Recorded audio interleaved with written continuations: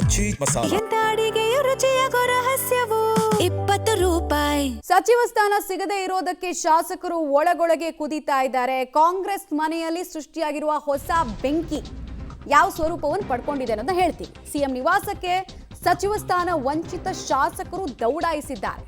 ಬೇಳೂರು ಗೋಪಾಲಕೃಷ್ಣ, ಅಪ್ಪಾಜಿ ನಾಡಗೌಡ, ತುಕಾರಾಂ ದಂಪತಿ ಭೇಟಿ ಕೊಟ್ಟು ಸ್ಪಷ್ಟನೆಯನ್ನು ಕೇಳ್ತಿದ್ದಾರೆ. ಯಾವ ಕಾರಣಕ್ಕೆ ಹೊರಗಿಟ್ಟಿದ್ದೀರಾ ಹೇಳಿ, ಇನ್ನೇನು ಮಾಡ್ಬೋದು ನಮಗೆ ಅಂತೆಲ್ಲ ಕೇಳ್ತಾರೆ ಅನ್ಸುತ್ತೆ ಅವ್ರದೇ ಟೋನಲ್ಲಿ.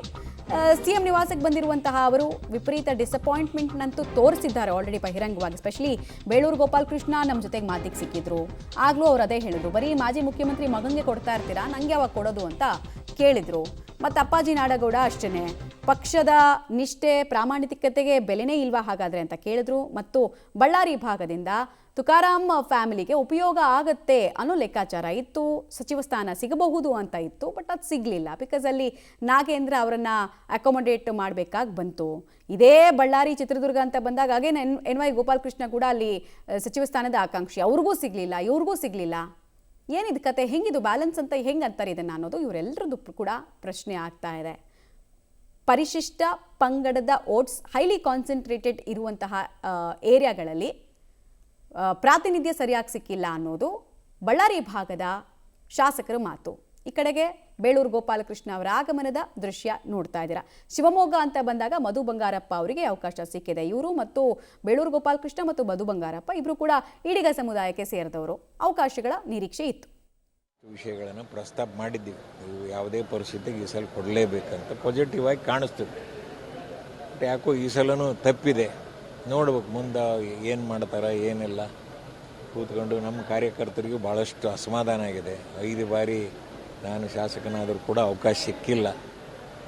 ಕಾರ್ಯಕರ್ತರಲ್ಲಿ ಭಾಳಷ್ಟು ಅಸಮಾಧಾನ ಇದೆ. ಕೂತ್ಕೊಂಡು ಮಾತಾಡಿ ಏನು ಇವರು ಅಧ್ಯಕ್ಷರು ಮುಖ್ಯಮಂತ್ರಿಗಳು ಅವ್ರ ನಿರ್ಧಾರ ಯಾವ ರೀತಿ ತಗೊಂತಾರೆಂಬುದು ನೋಡಿಕೊಂಡು ನಾವು ಹೆಜ್ಜೆ ಇಡ್ತೀವಿ ಮುಂದೆ. ಏನು ನಿರ್ಧಾರ ಈಗೇನು ಈ ಹಂತದಲ್ಲಿ ಏನು ನಿರ್ಧಾರ ಆಗುತ್ತೆ? ಎಲ್ಲ ಸಚಿವ ಸ್ಥಾನಗಳಿಗೂ ಭರ್ತಿಯಾಗಿದ್ದಾವೆ, ಒಂದು ಖಾಲಿ ಇರುವಂಥದ್ದು. ಮಂತ್ರಿ ಬಗ್ಗೆ ಏನು ನಿರ್ಧಾರ ತಗೊಂಡು ಪ್ರಶ್ನೆನೇ ಇಲ್ಲೇನು.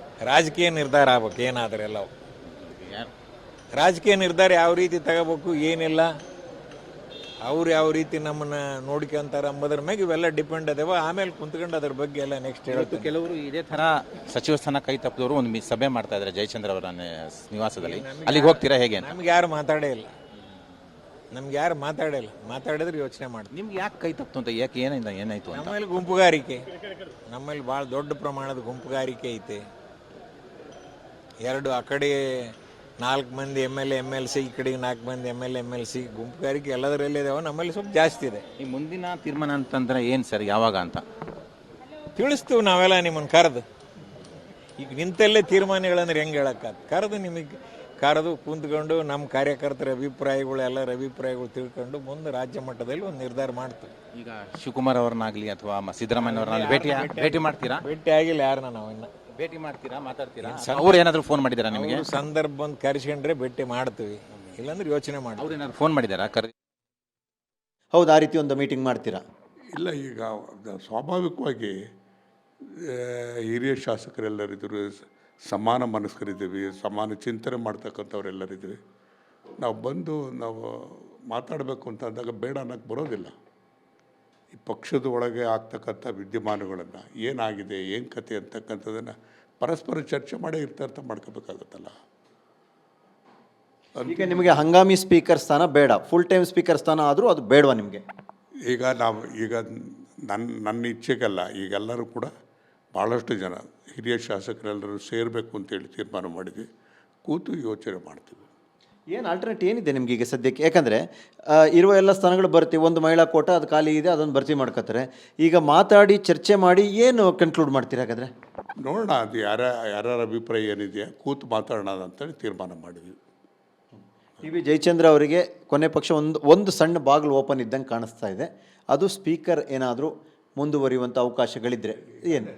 ಸ್ಪೀಕರ್ ಯಾರು ಅಂತಕ್ಕಂಥದ್ದು ಕೂಡ ಅದನ್ನು ಕೂಡ ಇಂಡಿಕೇಟ್ ಮಾಡಿದ್ದಾರೆ. ಅಂದಾಗ ಯಾವ ಆಪ್ಷನ್ಸು ನಮ್ಮ ಮುಂದೆ ಇಲ್ಲ. ಕೊನೆಯದಾಗಿ ಅಕಸ್ಮಾತ್ ಅವಕಾಶಗಳು ಸಿಗದೇ ಇದ್ದರೆ ನಿಮ್ಮ ನಡೆ ನಿಲುವುಗಳು ಏನು? ಒಂದೇ ದಿವಸದಲ್ಲಿ ತೀರ್ಮಾನ ಮಾಡೋಕ್ಕಾಗತ್ತಾ? ಎಲ್ಲರೂ ಕೂತ್ಕೊಂಡು ಕಲೆಕ್ಟಿವ್ ಆಗಿ ಮಾತಾಡ್ತೀವಿ. ಮಾನಸಿಕವಾಗಿ ನೋವಾಗಿರ್ತಕ್ಕಂಥದ್ದು ಭಾಳ ಜನ ಇದ್ದಾರೆ. ಅವ್ರು ಕೂತು ಯೋಚನೆ ಮಾಡ್ತೀವಿ. ಯಾವ ನಾಯಕರು, ಕೇಂದ್ರ ನಾಯಕರು, ರಾಜ್ಯ ನಾಯಕರು ಯಾರು ಕೂಡ ನಿಮ್ಮ ಇದುವರೆಗೆ ಸಂಪರ್ಕ ಮಾಡಿಲ್ವ ತಮ್ಮ ಸಂಬಂಧ? ನನ್ನನ್ನು ಸಂಪರ್ಕ ಮಾಡಿಲ್ಲ, ಯಾರು ಮಾಡಿಲ್ಲ. ನಮ್ಮ ಶಾಸಕ ಡೀಟೇಲ್ಸ್ ಕೊಡ್ತಾರೆ ಮಸೂದ್, ನೇರ ಸಂಪರ್ಕದಲ್ಲಿ ಜಾಯಿನ್ ಆಗ್ತಾ ಇದ್ರೆ. ಮಸೂದ್, ಲಾಸ್ಟ್ ಟೈಮ್ ಸಿದ್ದರಾಮಯ್ಯ ಅವ್ರಿಗೆ ಒಂದು ಅಡ್ವಾಂಟೇಜ್ ಇತ್ತು, ಅವರ ಹತ್ರ ಸಮಯ ಇತ್ತು ಮತ್ತು ಅವರ ಸೀನಿಯಾರಿಟಿ, ಅವ್ರು ಗದ್ರತ್ರ ಕೇಳಿಸ್ಕೊಳ್ತಾ ಇದ್ರು. ಈಗ ಡಿ ಕೆ ಶಿವಕುಮಾರ್ ಅವ್ರ ಹತ್ರ ಸಮಯನೂ ಇಲ್ಲ, ಈ ಕಡೆಗೆ ಆ ಸೀನಿಯಾರಿಟಿ ಸಿದ್ದರಾಮಯ್ಯ ಅವ್ರಿಗಿದ್ದಂತಹ ಸೀನಿಯಾರಿಟಿ ಕೂಡ ಕಡಿಮೆನೆ. ಸೊ ಏನಾಗ್ಬೋದು? ಅಸಮಾಧಾನಿತರನ್ನ ಸಮಾಧಾನ ಪಡಿಸೋದಕ್ಕೆ ಇರುವಂತಹ ಸೊಲ್ಯೂಷನ್ ಏನು?